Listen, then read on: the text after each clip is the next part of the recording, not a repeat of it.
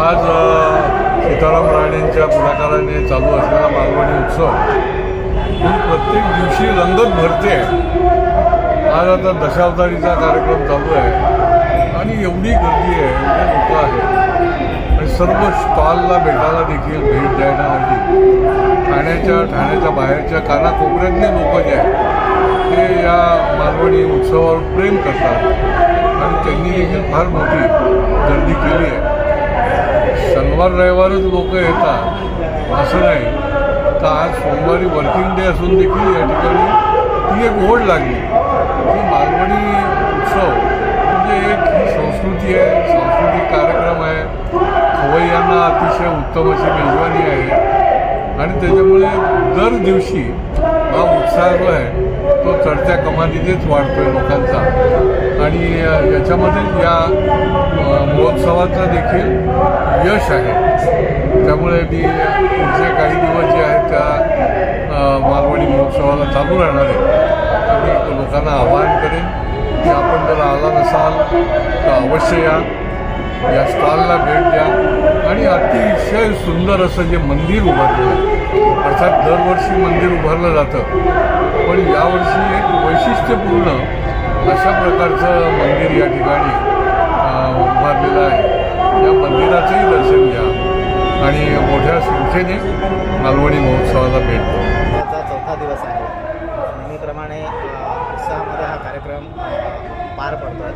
आज कुडाळवरून आलेलं दशावतार नाटक आहे आणि कोकणातल्या लोकांनी तुडुंब गर्दी पाहण्यासाठी केली। गेले 4 दिवस लोकांची गर्दी काही कमी झालेली नाही, कोणताही वार असो। आज म्हणजे वर्किंग डे आहे तरीसुद्धा मैदान पॅक आहे। दर दिवशी नवीन कार्यक्रम आपण या ठिकाणी आयोजित केलेला आहे। उद्या या ठिकाणी पैठणीचा खेळ असणार आहे आणि त्याचबरोबर लहान मुलांच्या ज्या विद्यालयीन विद्यार्थ्यांच्या स्पर्धा आहेत आणि यानंतर एक लोककलेचा एक भाग पिंगळा हा कार्यक्रम आपण पहिल्यांदाच इथे आयोजित केला आहे। आणि विशेष म्हणजे बुधवारी पहिल्यांदाच मालवणी महोत्सवामध्ये महिलांची डबलबारी आपण इथे ठेवला आहे। प्रचंड मागणी होती त्याला, म्हणून ती आपण ठेवली आहे आणि लोकांचा उत्साह आहे। लोक रोज गर्दी करतायत, सगळ्या प्रकारचं काय म्हणता येईल भूक आपण या मग ती वाचकांची असो, मोठं पुस्तक प्रदर्शन आपण ठेवलेलं आहे, काव्य स्पर्धा आहेत। त्यामुळे सगळ्या माध्यमातून लोकांना एक चांगलं व्यासपीठ उपलब्ध करून देण्याचं काम या मालवणी महोत्सवाच्या माध्यमातून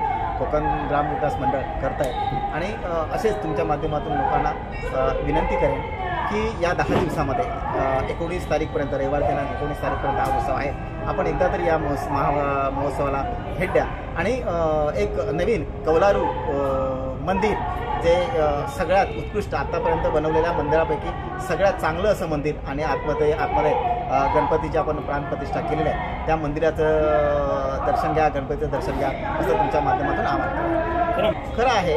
बंगाली लोक असतील, तामिळनाडूतले लोक असतील, ही खरं म्हणजे सुक्या मच्छीचे प्रेमी आहेत हे लोक आणि सुकी मच्छी मोठ्या प्रमाणात हे लोक खरेदी करतात। जरी त्यांना आपली भाषा 100% समजत नसली तरी बंगाल म्हणा हे आपल्या सांस्कृतिक केंद्राचं महाराष्ट्रासारखंच माहेरघर आहे। नाट्य संस्कृती आपल्यासारखीच महाराष्ट्रासारखी बंगालमध्ये मोठ्या प्रमाणामध्ये जोपासली जाते आणि अशा कलाकृती ज्यावेळी असतात त्यावेळी हे बंगाली लोक म्हणा, तामिळनाडूचे लोक म्हणा या महोत्सवाला भेटतात। तुम्ही म्हणता त्याप्रमाणे हा शिवाजीनगर किंवा ठाण्यातला जो परिसर आहे तो कॉस्मोपॉलिटन आहे, सर्व जाती धर्माचे लोक वेगवेगळे लोक राहतात आणि तरीसुद्धा हे या उत्सवाला भेट देतात। याचं कारण असं इथे चांगला उत्सव, स्वच्छता असते, शिस्त असते आणि ही लोकांना आवडते। त्यामुळे हा एक भाग आहे या उत्सवाला सगळ्या प्रकारचे लोक समाविष्ट होण्याचा, सामील होण्याचा आणि या उत्सवाला भेट देण्याचा एक वेगळा आनंद त्यांना मिळतो। आणि म्हणून आमचा सुद्धा असा प्रयत्न असतो की सगळ्या प्रकारच्या लोकांना त्यांची संस्कृती सुद्धा जोपासण्यासाठी मदत हो आणि ते करण्याचा आमचा